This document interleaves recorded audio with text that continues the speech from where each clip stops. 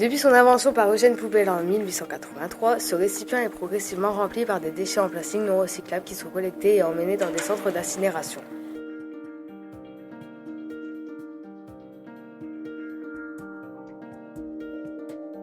Ce plastique brûlé dégage alors du CO2, un gaz à effet de serre responsable selon de nombreux scientifiques du réchauffement climatique.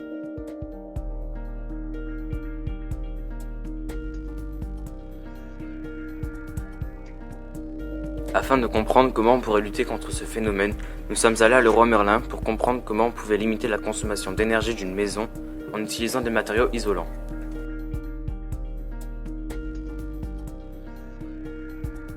De retour au collège, nous avons décidé de tester si les plastiques des poubelles ménagères pouvaient servir d'isolant, mais à cause des ponts thermiques, nous avons dû adapter notre idée de départ. Sur les conseils de chercheurs scientifiques du laboratoire de génie civil, nous avons fabriqué une expérience où notre matière première, la poubelle 2.0, est intégrée dans un cadre en polystyrène, un matériau connu pour sa propriété isolante.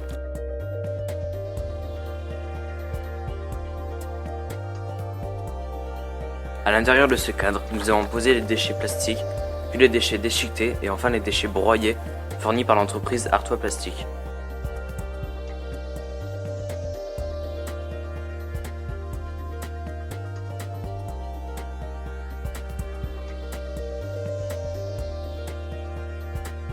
En mesurant l'écart de température et à l'aide de l'outil informatique, nous avons pu déterminer que notre poubelle 2.0 serait plus efficace avec des petits copeaux.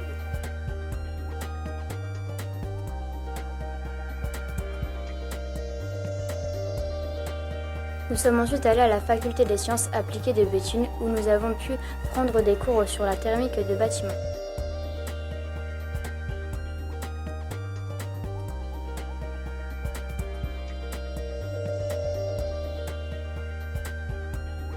Là-bas, nous avons pu installer notre poubelle 2.0 à l'intérieur d'un système capable de mesurer très précisément le lambda, cette valeur physique qui représente la conductivité thermique de la matière testée. Avec une valeur de lambda de 0,06, 10 cm de laine de verre pourrait être remplacé par 15 cm de notre isolant, et ce qui le rend très intéressant car il ne se dégrade pas avec le temps. Pour l'utiliser, nous avons pensé aux piscines municipales qui consomment de l'énergie pour maintenir une température d'eau suffisante à des bâtiments frigorifiques et qui doivent être protégés à l'extérieur, mais également au nouveau centre de méthanisation qui crée du biogaz à partir de la digestion de certains déchets.